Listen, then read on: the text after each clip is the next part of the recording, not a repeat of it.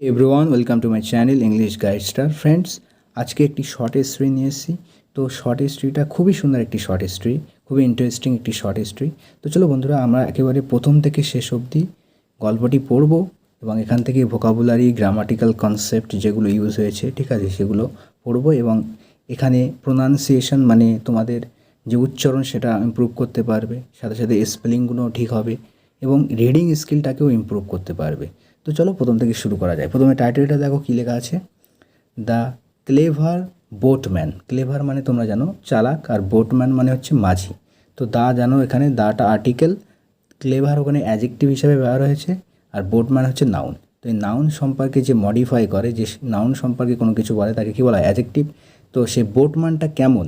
নাউনের অ্যাজেক্টিভ হচ্ছে ক্লেভার, তো বোটম্যানটা হচ্ছে চালাক, ঠিক আছে। আশা করি বুঝতে পেরেছি। চালাক মাঝি, নৌকার মাঝিকে বোটম্যান। ওয়ান ডে, একদিন, আর রিচ মার্চেন্ট, একটা ধনী ব্যবসায়ী।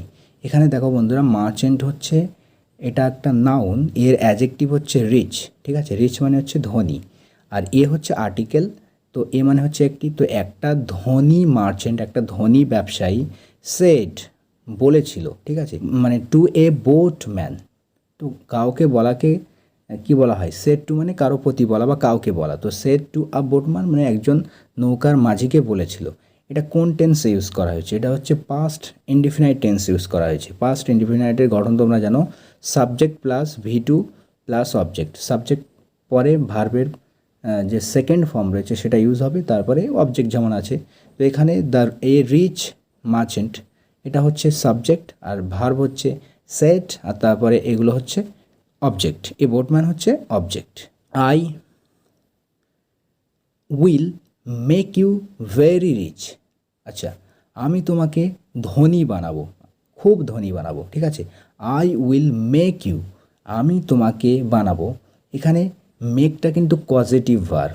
মেক শব্দের অর্থ হলো, মানে একটা অর্থ আছে যে মেক মানে কোনো কিছু তৈরি করা, ঠিক আছে।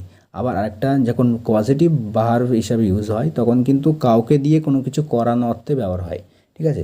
যেমন I will make you very rich, মানে আমি তোমাকে ধনী তৈরি করবো বা ধনী বানাবো, ঠিক আছে। ও ধনী বানাবে, কাউকে কোনো কিছু করছে, তাহলে এটা পজিটিভ ভার্ব। কোনো কিছুর বানানো বা কোনো কিছু করা, কজ হওয়া, ঠিক আছে, কারণ তৈরি হওয়াকে বলা হয় পজিটিভ ভার্ব। তো মেক এখানে পজিটিভ ভার্ব হিসাবে ইউজ করা হয়েছে। তো I will make you very rich, আমি তোমাকে বানাবো খুবই ধনী, ঠিক আছে। আচ্ছা, এখানে দেখো রিচ হচ্ছে ধনী অ্যাজেক্টিভ, আর এই ভেরিটা হচ্ছে অ্যাডভার্ব। মানে অ্যাজেক্টিভটিকে যে মডিফাই করে, মানে অ্যাজেক্টিভ সম্পর্কে যে আরও বেশি কিছু বলে, সেটা হচ্ছে অ্যাডভার্ব। তো ভেরিটা হলো এখানে অ্যাডভার্ব। তো I will make you very rich, আমি তোমাকে ধনী বানাবো। বাট কিন্তু ইউ হ্যাভ টু ফেরি, তোমাকে ফেরি করতে হবে, অর্থাৎ বহন করে নিয়ে যেতে হবে। ফেরি করার অর্থ হলো বহন করে নিয়ে যাওয়া, ক্যারি করা। মাই বিলঙ্গিংস, আমার বিলঙ্গিং বা জিনিসপত্রগুলোকে সেফলি, নিরাপদে। সেফলি এখানে কী হিসেবে ব্যবহার হয়েছে? অ্যাডভার্ব হিসেবে ব্যবহার হয়েছে। সেফলি কেমনভাবে নিরাপদ মানে বহন করতে হবে, সেটা হচ্ছে সেফলি, নিরাপদে। কোথায়? To the other side of the river, অন্য সাইডে, নদীর অন্য সাইডে বা অন্য পাশে। তো বন্ধুরা দেখো, এখানে হ্যাভ টুর ব্যবহার এসছে। তোমরা জানো যে হ্যাভ টু বলতে বোঝায় কোনো কিছু করতে হবে, এরকম অর্থ বোঝাতে হ্যাভ টুর ব্যবহার করা হয়। অথবা যদি সাবজেক্টটা যদি হি অথবা শি বা কারো নাম হয়, তা সেক্ষেত্রে কিন্তু হ্যাজ টু হয়। যেমন হি হ্যাজ টু গো, তাকে যেতে হবে। হি হ্যাজ টু ইট, ঠিক আছে, বা শি হ্যাজ টু গো, এরকম, ঠিক আছে। তো শি, হি এগুলো যদি থাকে এবং কোনো কিছুর নাম ব্যবহার হয়, রাম হ্যাজ টু গো। আর যদি ইউ হয়, দে হয়, সেক্ষেত্রে আমরা হ্যাভ টু ব্যবহার করি। তো ইউ হ্যাভ টু গো মানে তোমাকে যেতে হবে, ইউ হ্যাভ টু ফেরি, তোমাকে ফেরি করতে হবে, ঠিক আছে। মাই বিলঙ্গিংস, আমার জিনিসপত্র, সেফলি, নিরাপদে, to the other side of the river, নদীর অন্য সাইডে, অন্য পাশে। দ্য বোট ম্যান অ্যাগ্রিড, তো মাঝিটি রাজি হয়েছিল। এটাও কিন্তু পাস্ট ইনডিফিনিট টেন্সে লেখা হয়েছে, subject plus ভি2। The merchant had a lion, তো মার্চেন্টের অর্থাৎ ব্যবসায়ীর একটা সিংহ ছিল।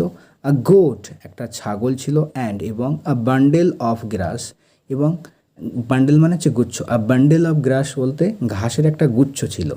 If the boatman took the grass first, যদি বোটম্যানটি অর্থাৎ নৌকার মাঝিটি নেয়, ঠিক আছে, কি নেয়, দ্য গ্রাস ফার্স্ট, যদি নৌকার মাঝিটি ঘাসটাকে প্রথমে নেয়, দ্য লায়ন উড কিল, সিংহটি মেরে ফেলবে, উড কিল মেরে ফেলবে কাকে, দ্য গোট ছাগলটিকে মেরে ফেলবে। তো সিংহ ছাগলটিকে মেরে ফেলবে যদি ঘাস প্রথমে নিয়ে যায়, মানে এক এক করে নেওয়ার কথা এখানে বলা হচ্ছে। ইফ হি টুক, যদি সে নিয়ে নেয়, দ্য লায়ন ফার্স্ট, যদি সিংহকে প্রথমে নিয়ে নেয় তাহলে কী হবে, দ্য গোট উড ইট, তাহলে ছাগল খেয়ে ফেলবে, দ্য বান্ডেল অফ গ্রাস, তো সেই ঘাসের গুচ্ছটা ছাগল খেয়ে ফেলবে, ইন হিজ অ্যাবসেন্স, তার অনুপস্থিতিতে।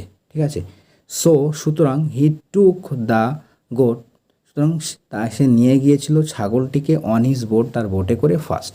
ঠিক আছে, তো ছাগলটিকে প্রথমে নিয়ে গিয়েছিল, তারপরে দেখো কী হলো, আফটার লিভিং, লিভ মানে হচ্ছে রেখে আসার পরে, তো আফটার লিভিং ইট, অর্থাৎ সেই ছাগলটিকে রেখে আসার পরে কোথায়, অন দ্য আদার সাইড, অন্য সাইডে, হি টুক দ্য লায়ন নেক্সট, তারপর সে আসলো, এসে এবারে পরে কি নিয়ে লায়নটিকে নিয়ে গিয়েছিল। হি লেফট দ্য লায়ন, সে ছেড়ে রেখে এসেছিলো, বা ওই ওই মানে অন্য সাইডে রেখে এসেছিলো, অন দ্য আদার সাইডে, অন্য সাইডে কাকে রেখে এসেছিলো, লায়নকে রেখে এসেছিলো। And brought the goat with him, আর তার সাথে আবার ছাগলটা নিয়ে এসেছিলো। ঠিক আছে, সিংহটাকে রেখে আবার ছাগলটাকে নিয়ে এসছে। দেন তারপরে হি লেফট দ্য গোট, তারপর সে ছাগলটিকে সে রেখে আসলো অন দিস সাইড, মানে এই সাইডে এবার রাখলো। ঠিক আছে, অ্যান্ড টুক দ্য বান্ডেল, তারপরে বান্ডেলটি নিয়েছিল, বান্ডেল অফ গ্রাস, অর্থাৎ ঘাসের বান্ডেলটি নিয়েছিল। ঠিক আছে, তারপর কি হলো, ঘাসের বান্ডেল সে নিয়েছিল, টুক দ্য বান্ডেল অফ গ্রাস, ঘাসের বান্ডেলটি নিয়েছিল, টু দ্য আদার সাইড, অন্য সাইডে, লিভিং, লিভিং মানে রেখে এসেছিলো, কাকে রেখে এসেছিলো, the lion with the grass, এবারে লায়ন আর ঘাস, সাথে ঘাস ছিল, রেখে এসেছিলো ওই সাইডে। ঠিক আছে, হি রিটার্ন, সে ফিরে এলো, টু ফেচ, ফেচ মানে হচ্ছে ব্রিং, কোনো কিছু আনা, তো হি রিটার্ন টু ফেচ, সে আনতে ফিরে এসেছিলো, কি আনতে ফিরে এসেছিলো, দ্য গট লাস্ট, তো ছাগলকে আনতে ফিরে এসেছিলো লাস্ট, অবশেষে। ঠিক আছে, the merchant was very happy, তো ব্যবসায়ীটি খুবই খুশি হয়েছিল। হি রিওয়ার্ডেড, তিনি পুরস্কৃত করেছিলেন, দ্য বোটম্যানকে, হি রিওয়ার্ডেড দ্য বোটম্যান, তিনি বোটম্যানকে পুরস্কৃত করেছিলেন, পুরস্কার দিয়েছিলেন, হ্যান্ডসামলি মানে প্রচুর, মানে অনেক অ্যামাউন্টে, অর্থাৎ ডিগ্রিটা বেশি থাকবে এখানে, অনেক বেশি, প্রচুর বলতে পারি, প্রচুর পুরস্কার দিয়েছিল বা অনেক পুরস্কার দিয়েছিল তাকে। তো এই ছিল আজকে বন্ধুরা শর্ট স্টোরিটি। আশা করি শর্ট স্টোরিটি তোমাদের পছন্দ হয়েছে। খুবই ইন্টারেস্টিং একটি গল্প ছিল এবং সত্যি মানে ক্লেভার ছিল বোটম্যানটি। ঠিক আছে, তো আশা করি বন্ধুরা গল্পটি তোমাদের খুবই পছন্দ হয়েছে। যদি গল্পটি পছন্দ হয়ে থাকে তো একটা লাইক করে দিও, আর যারা নতুন চ্যানেলে তারা সাবস্ক্রাইব করে পাশে থাকো।